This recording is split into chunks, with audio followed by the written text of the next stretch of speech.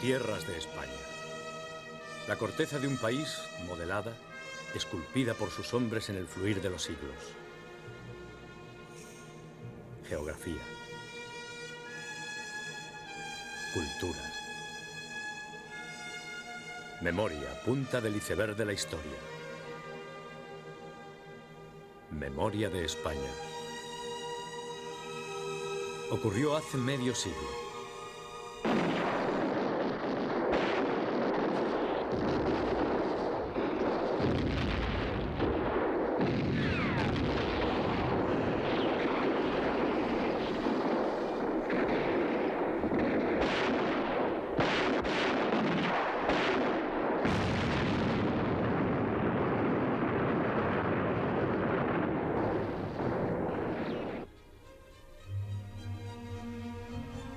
Durante casi 1000 días, estos paisajes se vieron asolados por una cruel guerra civil.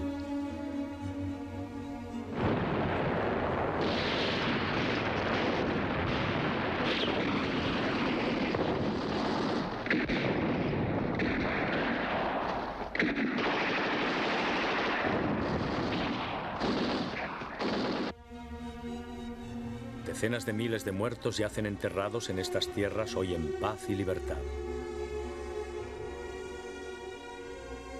Los destrozos materiales sería vano calcularlos.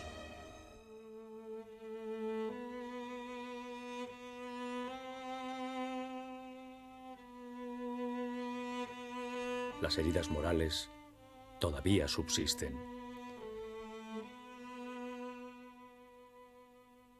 Para Europa fue el prólogo de la Segunda Guerra Mundial. Para España, el origen de 40 años de dictadura.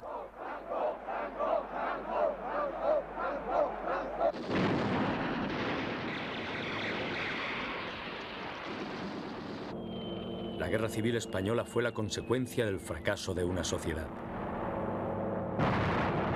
Ocurrió hace medio siglo. Sin embargo, mientras para algunos permanece vivo el rescoldo del rencor, o continúan sumidos en la ensoñación de la victoria,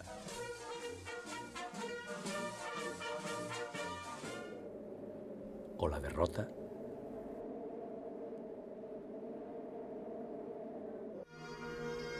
la mayoría solo ve la guerra como una referencia lejana y casi ajena, cuando no ignora su existencia. La guerra civil es ya solo historia. Pero historia que es necesario comprender y asimilar para entender el presente. Ninguna guerra surge por generación espontánea. Ningún pueblo intenta autodestruirse sin razón aparente. La guerra civil estalla tras una serie de conflictos acumulados y no resueltos que empezaron a gestarse muchos años antes. El 17 de mayo de 1902, al alcanzar la mayoría de edad, Alfonso XIII jura la Constitución ante las Cortes y asume plenamente sus funciones como rey. La Constitución de 1876 ha proporcionado un largo periodo de estabilidad política, si bien ha consolidado un régimen de oligarquía y caciquismo.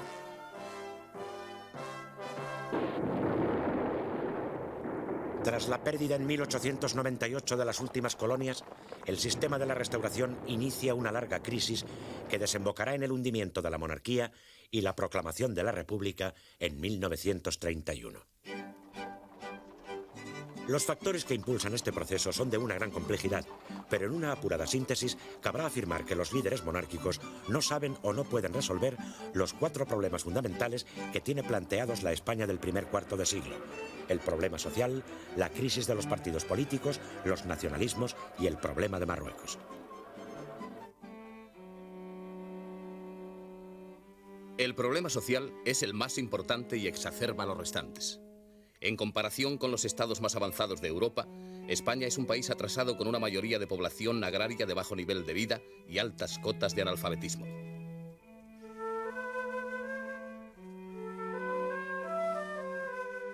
La gran propiedad, el latifundio, coexiste con la proliferación de propiedades muy pequeñas que determinan un nivel de mera subsistencia para la gran masa de la población campesina.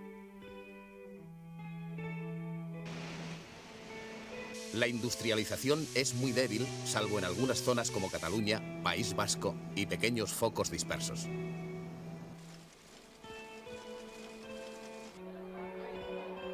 España es un país subdesarrollado pero no inmóvil.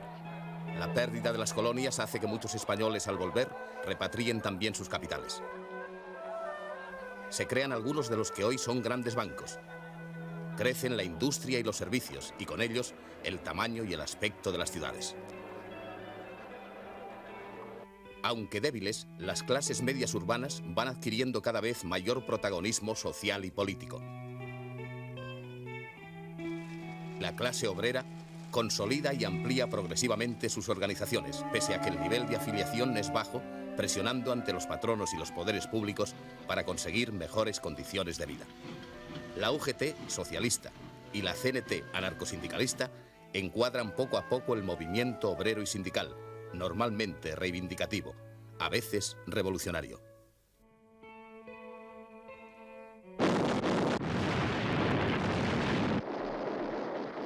Un factor externo viene a incidir de modo extraordinario en este esquema social. El comienzo de la Primera Guerra Mundial, en la que España no participa. Las potencias beligerantes orientan su actividad al esfuerzo bélico, lo que las obliga a importar de los neutrales bienes que no pueden ya producir.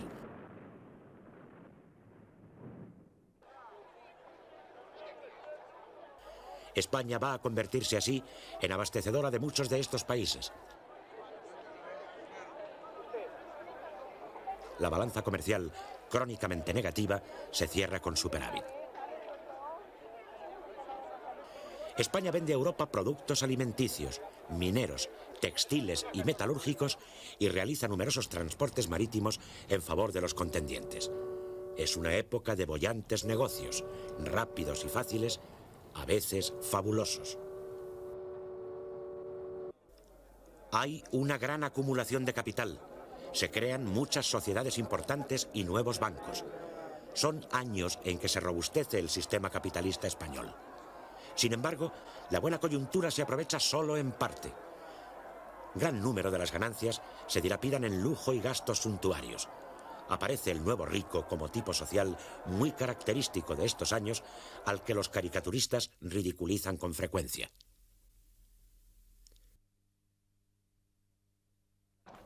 La clase obrera también se moviliza.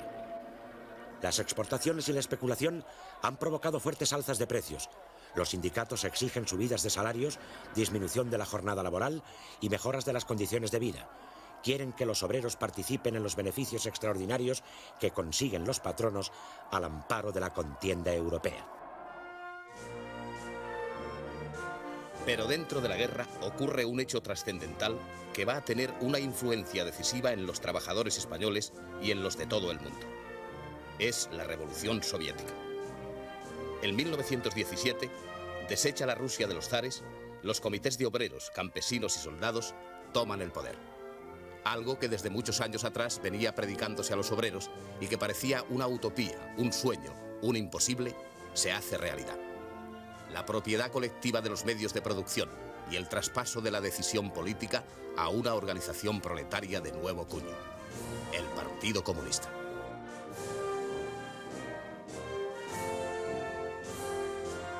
Rusia está muy lejos, pero no tanto como para que su revolución pase inadvertida.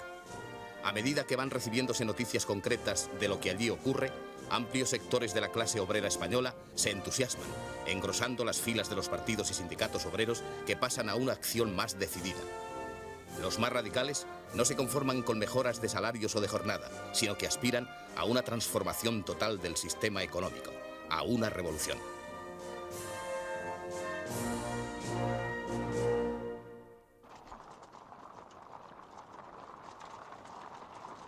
Por su parte, las clases conservadoras también sufren el impacto de la Revolución Rusa, solo que al revés.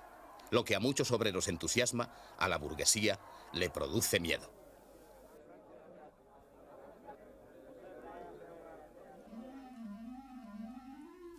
Así, entre 1918 y 1920 va a tener lugar el llamado trienio bolchevique. La frase es acuñada para Andalucía por un estudioso de sus movimientos campesinos que puede aplicarse a toda España.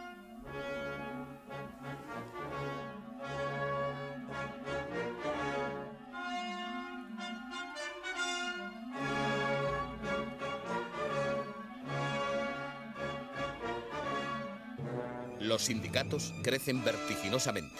El movimiento obrero católico, hasta entonces mortecino, adquiere un fuerte impulso, con la finalidad confesada de contrarrestar la acción de las organizaciones revolucionarias. Las huelgas aumentan en número, duración y violencia. La respuesta patronal es contundente: cierres y despidos. El problema se agrava particularmente en Barcelona, donde los anarcosindicalistas tienen una gran implantación. El sector más radical partidario de la violencia terrorista desborda a los dirigentes moderados.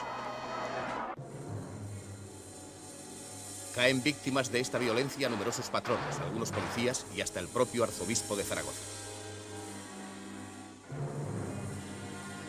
Por su parte, la patronal, con la complicidad y el apoyo del poder político, utiliza el llamado sindicato libre para practicar un terrorismo antiobrero del que son objetivo numerosos sindicalistas, entre ellos Salvador Seguí, conocido como el Noi del Sucre.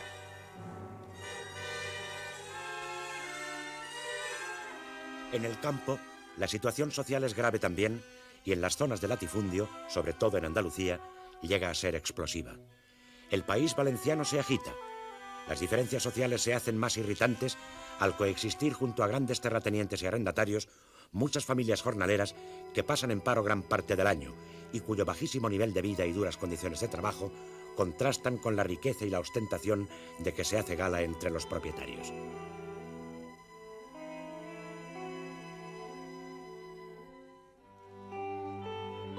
Los jornaleros y los campesinos pequeños, acostumbrados a convivir durante siglos con la pobreza y la miseria, sobrellevan su estado resignadamente.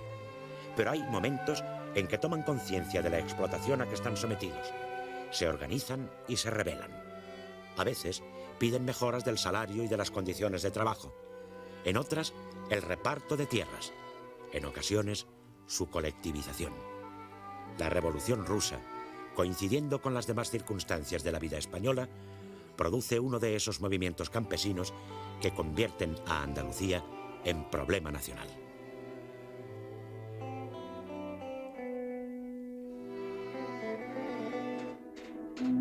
Los sindicatos llegan a crear un auténtico poder obrero que pretende negociar de tú a tú con el Estado y con los patronos. Es la estrategia de clase contra clase.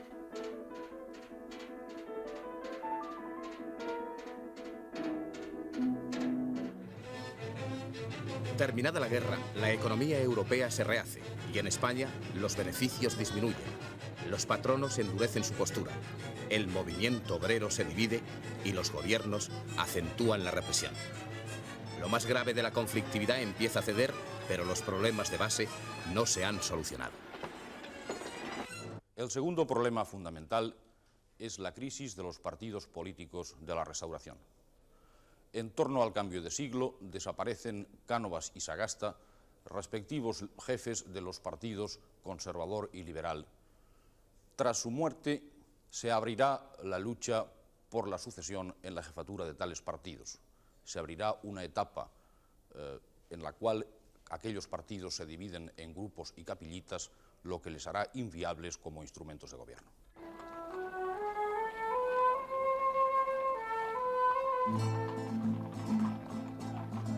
Hay unos años en que la monarquía encuentra dirigentes capaces. Antonio Maura, jefe del Partido Conservador, emprende un programa con amplia visión de Estado tendente a reducir los vicios de la política española y, en particular, el caciquismo. En 1909 se ve obligado a dimitir como consecuencia de la Semana Trágica y su programa quedará incumplido. Es el principio del fin de la alternancia periódica en el poder de conservadores y liberales. Poco después, el rey llama a un destacado liberal, José Canalejas, que inicia una política de apertura de la monarquía hacia las fuerzas progresistas.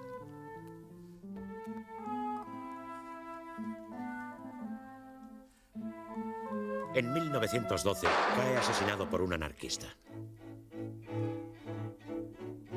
Los dos intentos más serios de modernizar el régimen, el conservador de Maura y el liberal de Canalejas, quedan abortados. Los partidos dinásticos vuelven a dividirse. El monarca recurre a jefes de facción. El conde de Romanones preside varios gobiernos liberales, entre otros el que decreta la jornada laboral de 8 horas. Eduardo Dato se convierte en uno de los más relevantes políticos conservadores en activo. Pero un atentado anarquista acaba con su vida en 1921. Si los partidos dinásticos, únicos que el rey llama a gobernar, están descompuestos, los restantes tampoco son alternativas eficaces.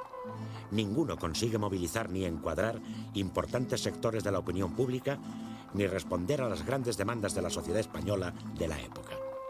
Los republicanos se encuentran tan divididos como los monárquicos.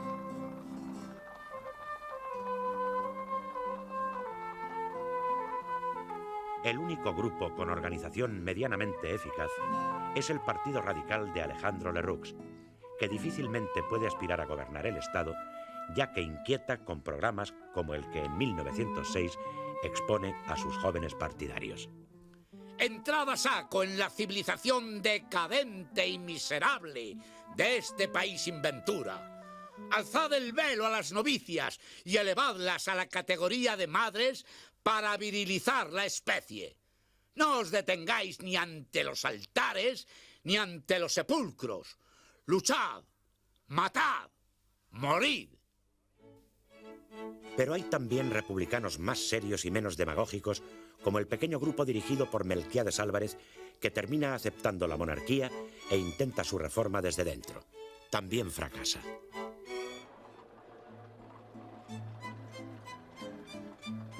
El Partido Socialista, más moderno en sus planteamientos y en sus métodos, va implantándose lentamente.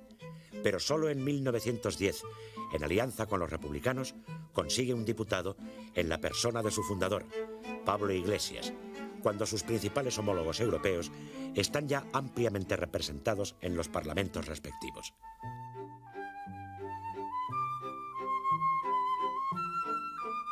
Por la derecha se producen intentos de crear un partido católico. Hay movimientos de clara vocación política que cuentan con un diario de gran calidad periodística, El Debate. Pero tampoco cuaja en España un partido confesional moderno al estilo de otros países europeos. En la extrema derecha se sitúan los carlistas, igualmente divididos y con un programa que solo mira hacia el pasado.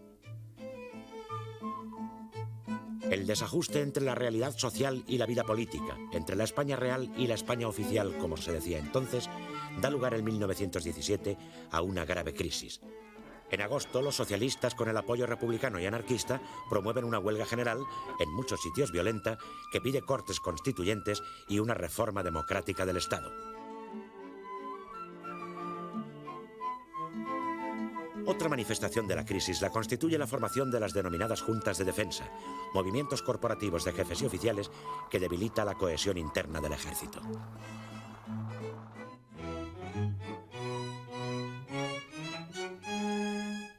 La vida política española tiene un tercer problema grave, muy grave, sin resolver: el de los nacionalismos, singularmente el catalán. Al entrar el siglo XX, Cataluña ha tomado conciencia colectiva de identidad.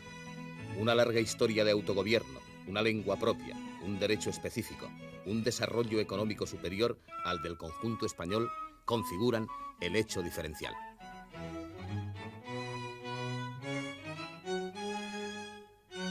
Los repetidos fracasos desde el gobierno por modernizar la sociedad y el Estado y la poca eficacia de una administración rigurosamente centralista, junto con esa conciencia colectiva de identidad, hacen surgir movimientos que desde posiciones diversas reivindican el reconocimiento de la personalidad política del Principado.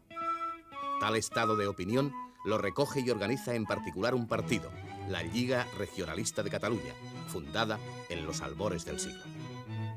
Sus líderes más importantes son Enric Prat de la Riba, teórico del catalanismo de derechas, y Francesc Cambó, financiero y hombre de acción política. El programa de la Lliga se centra en un objetivo fundamental, la autonomía para Cataluña. Participa en todas las elecciones y pronto desbanca a los partidos dinásticos.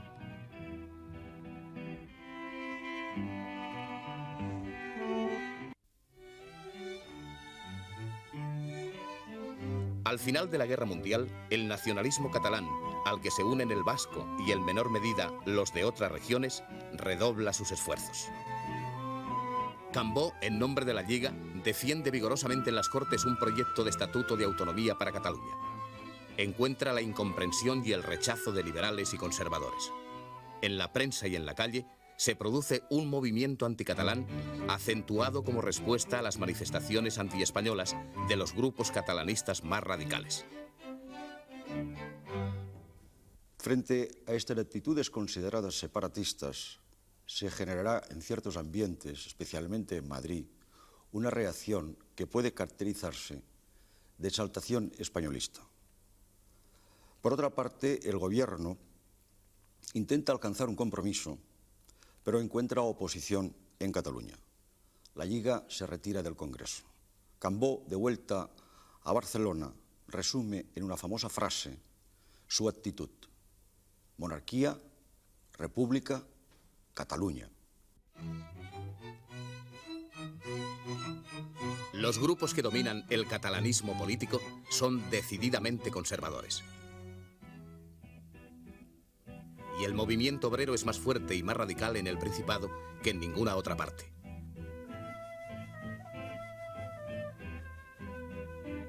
La burguesía de la Lliga se encuentra, sin embargo, ante un dilema. Enfrentada al gobierno de Madrid por la autonomía, necesita de él para mantener el orden público. En este conflicto, el interés de clase vence a la aspiración nacionalista. Cuando arrecia el terrorismo anarquista, la Lliga abandona su campaña por la autonomía, participa en algunos gobiernos y colabora estrechamente con las autoridades militares en la represión del pistolerismo.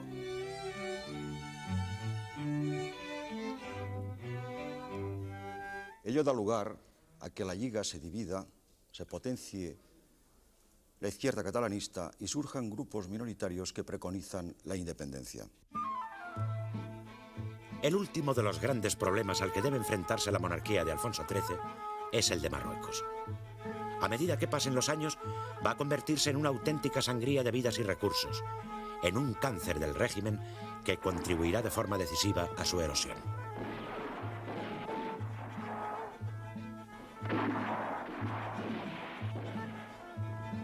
Los orígenes de este problema se remontan al siglo XIX, cuando florece el colonialismo. España ha guerreado en Marruecos para asegurar su presencia en el norte de África y promover la estabilidad de la zona. Tras la pérdida de las colonias ultramarinas, los dirigentes monárquicos, en línea con una corriente de opinión, optan por proseguir una aventura exterior con el fin de recuperar algo del antiguo prestigio internacional. El ejército, por su parte, desea también una oportunidad para desquitarse. Esta no puede ser otra que Marruecos, rico en minerales de hierro, cuya explotación supondría un excelente negocio para algunos capitalistas españoles. Pero aún falta otro elemento para que España se comprometa definitivamente: los intereses de las grandes potencias, singularmente Inglaterra y Francia. El Reino Unido siente la necesidad imperiosa de controlar la navegación por el Mediterráneo, cuya puerta es el Estrecho de Gibraltar. Domina desde el Peñón la costa norte y no quiere que Francia se asiente directamente en la meridional. Por ello propone que se establezca sobre Marruecos un protectorado dividido en dos zonas: la norte, pequeña para España, y la más extensa, en el sur, para Francia. Las negociaciones duran varios años, hasta que los dos países llegan a un acuerdo definitivo en 1912. no es lo mismo un tratado que la ocupación del territorio y el ejercicio efectivo del protectorado. Con anterioridad, a 1912, las tropas españolas han sufrido el primer gran impacto negativo del problema marroquí. Un grupo de obreros que construye en 1909 una línea férrea junto a Melilla es atacado por bandas de nativos. Ello da lugar a una serie de combates entre marroquíes y el Regimiento de Cazadores de Madrid. En el tristemente célebre Barranco del Lobo sufren un auténtico desastre. Para remediarlo, el gobierno envía nuevas tropas en parte formadas por reservistas. Muchos están casados y tienen hijos.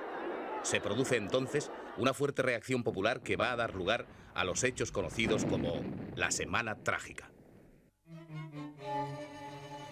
En Barcelona, cuando los reservistas son obligados a embarcar, estalla una huelga general que deriva en insurrección violenta. Son incendiados y destruidos gran número de templos y conventos. El ejército interviene para dominar a los huelguistas.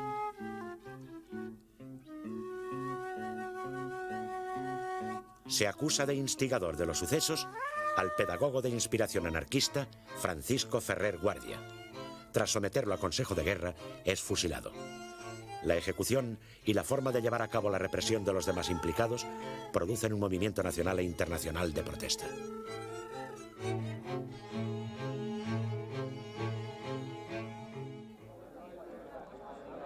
Los problemas de Marruecos continúan. La presencia española en el norte de África apenas sí es efectiva en 4 ciudades: Ceuta, donde reside el alto comisario; Tetuán, Melilla y Larache, sedes de las respectivas comandancias generales. El resto del territorio está en poder de las tribus que no reconocen el protectorado. Especialmente belicosas son las que habitan en la zona comprendida entre Melilla y Ceuta, ciudades que de hecho están incomunicadas por tierra.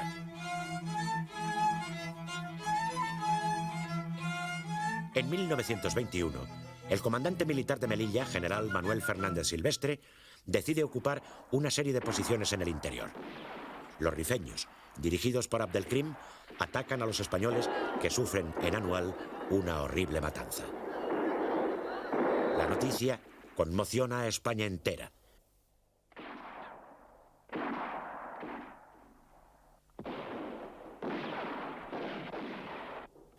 Penosamente se reconquista parte del territorio perdido.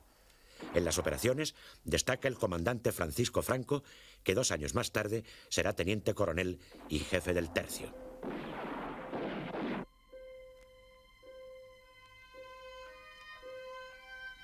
...1921 es el año más triste del reinado de Alfonso XIII, según comentará más tarde el propio monarca. La causa no es solo el desastre militar, le preocupan también sus consecuencias políticas. En la calle, en las cortes y dentro del propio ejército, no se oye sino una palabra: responsabilidades.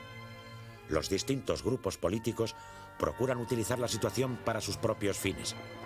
Las izquierdas antimonárquicas, con el socialista Indalecio Prieto como figura más destacada, se sirven de la catástrofe de Anual para atacar a la corona. El embajador británico Sir Ernest Howard cree con evidente exageración que solo un sistema autoritario puede salvar a la monarquía de caer en un sistema próximo al soviético. En julio de 1923, las Cortes se preparan para un gran debate sobre las responsabilidades que se aplaza hasta septiembre.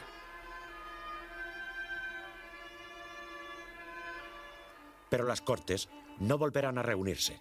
El 13 de este mes, el capitán general de Cataluña, Miguel Primo de Rivera, se pronuncia en Barcelona. El rey acepta el hecho de fuerza y comienza una dictadura militar.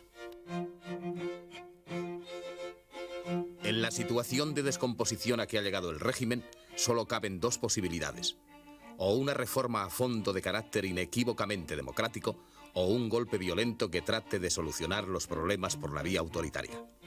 En la elección de esta última, el riesgo es muy grande. Algunos lo avisan, el rey lo sabe. Del éxito o del fracaso de la dictadura dependerá la suerte de la monarquía.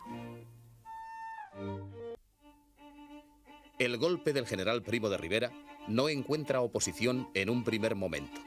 Muchos lo acogen con agrado, los más con indiferencia. En realidad, La clase política, los partidos y el Parlamento están tan desprestigiados que nadie sale en defensa de ellos. La opinión pública tiene la sensación de que acaba de fallecer un moribundo.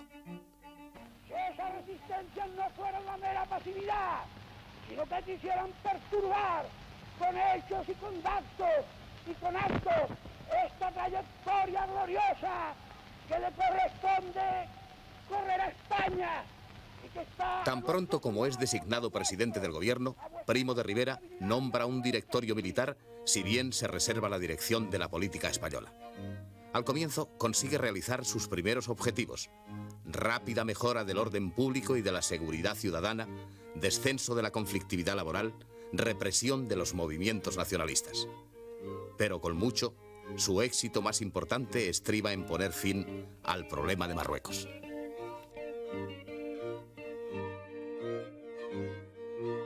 Francia había sido reacia a colaborar con las autoridades españolas en el conflicto con Abdelkrim hasta que éste ataca a los franceses en su zona de protectorado. Los dos países llegan entonces a un acuerdo de cooperación militar, lo que permite a Primo de Rivera planear la operación decisiva, el desembarco en Alhucemas, realizado con pleno éxito bajo la dirección del general José Sanjurjo en septiembre de 1925.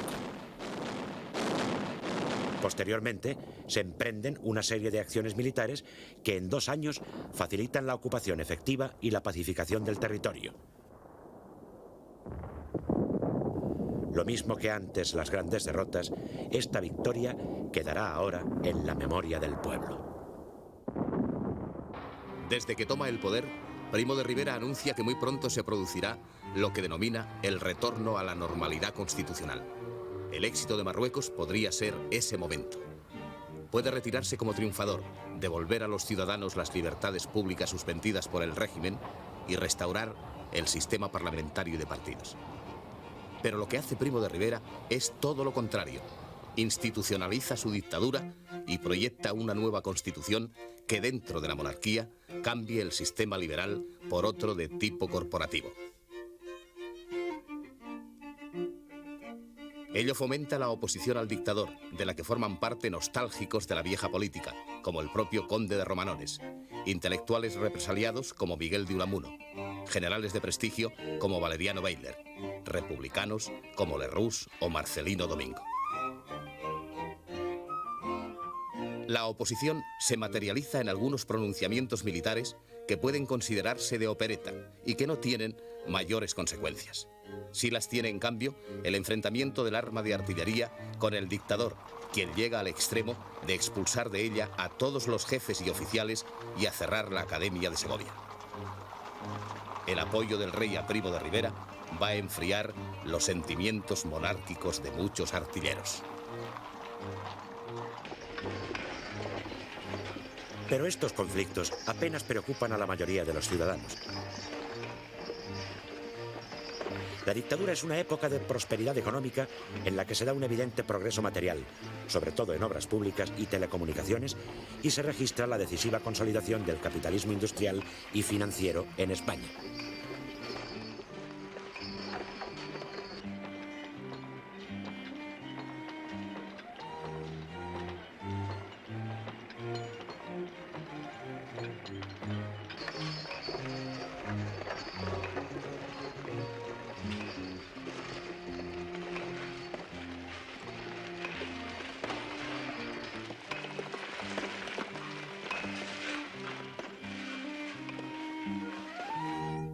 También se producen importantes hechos culturales. La dictadura es en realidad bastante blanda. Mientras no se inmiscuyan en política, los intelectuales y artistas tienen amplio campo de acción. En estos años trabajan a pleno rendimiento los hombres de la generación del 98, la de 1914, con figuras como José Ortega y Gasset y Manuel Azaña. Nace la de 1927, con poetas como Vicente Aleixandre, Federico García Lorca, Dámaso Alonso y Gerardo Diego. Es una época de esplendor para la pintura y para la música. Juan Gris, Pablo Picasso, Manuel de Falla. El arte catalán produce pintores como Joan Miró y Salvador Dalí, músicos como Pau Casals y arquitectos como Josep Lluís Sert. El auge cultural no favorece a la dictadura, sino al contrario. La sociedad se ha hecho más ilustrada y exige ser más libre.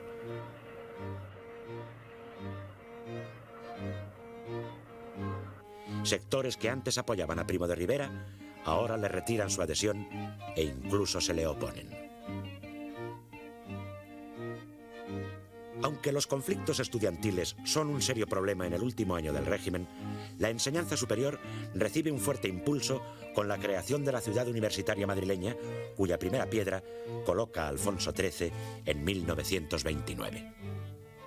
Seguramente ha de ser el portavoz de la futura ciudad universitaria y seguramente han de ser los mayores colaboradores con que podré contar en lo...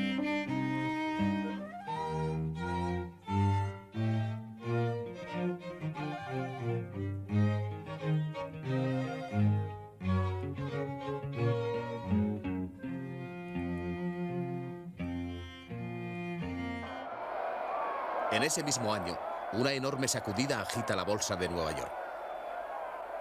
Las cotizaciones se hunden. Fortunas gigantescas se vienen abajo. Multitud de parados marchan sobre Washington. Una ola de violencia sacude Norteamérica.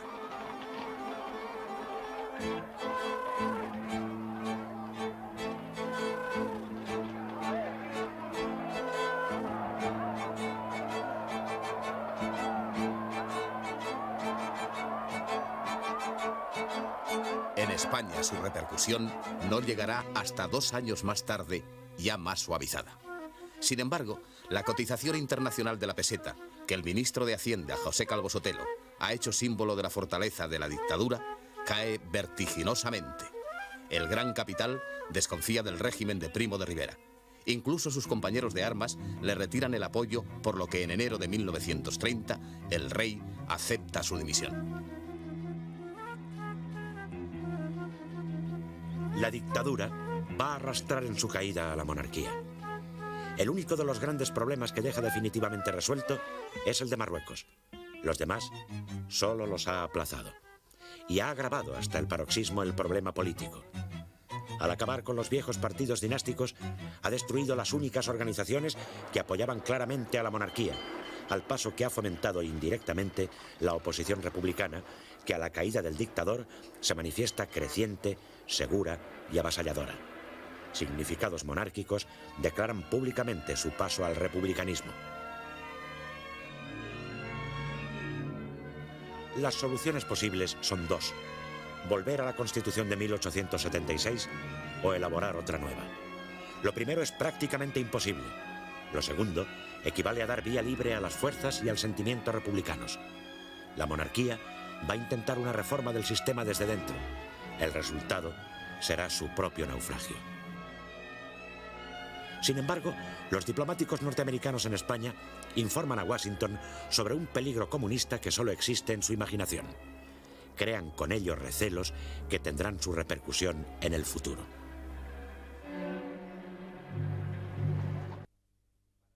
Para sustituir a Primo de Rivera, el rey designa a otro general, Dámaso Berenguer. It is a pleasure for me to make it known through Fox Moviton that the greatest peace and prosperity exists actually in Spain. With the confidence of my king and my countrymen, I hope to be able to maintain the welfare of my country for all the time. I will govern. Pero ni la amnistía que decreta, ni otras medidas de gobierno son capaces de frenar el abandono en que muchos monárquicos van dejando a la corona. Ortega y Gasset publica un resonante artículo titulado El error Berenguer, que causa un gran impacto. Españoles, vuestro Estado no existe, reconstruidlo. Delenda es monarquía. La monarquía debe ser destruida.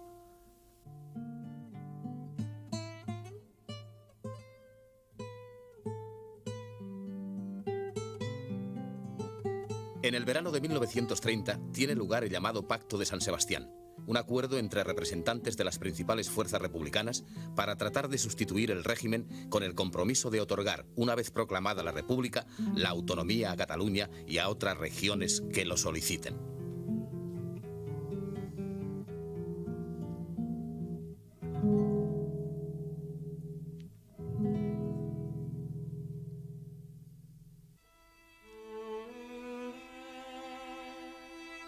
Los republicanos actúan en todas partes y de muchas formas, reuniendo multitudes en mítines como el de la Plaza de Toros Monumental de Madrid.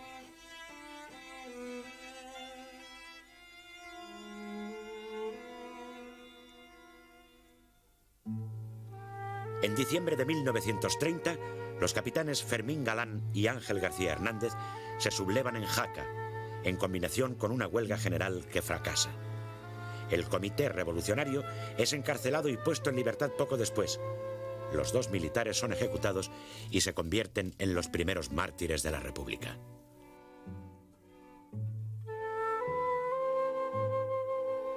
Cae Berenguer, a quien sustituye el almirante Juan Bautista Aznar.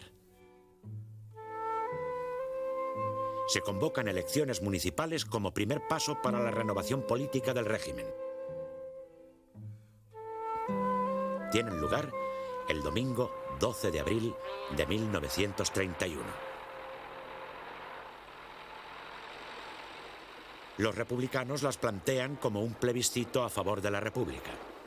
El número de concejales monárquicos superan mucho al de republicanos, pero estos triunfan en la casi totalidad de las ciudades, donde se precisa un número de votos muy superior para ser elegido. La mayoría de la opinión entiende que es la República la que ha triunfado. Y en efecto, el 14 de abril, el Comité Revolucionario, convertido en gobierno provisional bajo la presidencia del exministro monárquico Niceto Alcalá Zamora, asume pacíficamente el poder.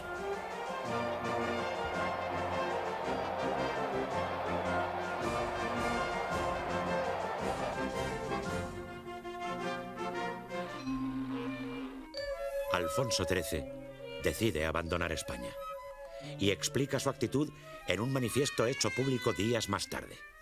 Hallaría medios sobrados para mantener mis regias prerrogativas en eficaz forcejeo con quienes las combaten. Pero resueltamente quiero apartarme de cuanto sea lanzar a un compatriota contra otro en fratricida guerra civil. No renuncio a ninguno de mis derechos, porque más que míos son depósito acumulado por la historia. Mientras habla la nación, suspendo deliberadamente el ejercicio del poder real y me aparto de España, reconociéndola así como única señora de sus destinos. Se inicia una nueva experiencia, una experiencia llena de esperanzas.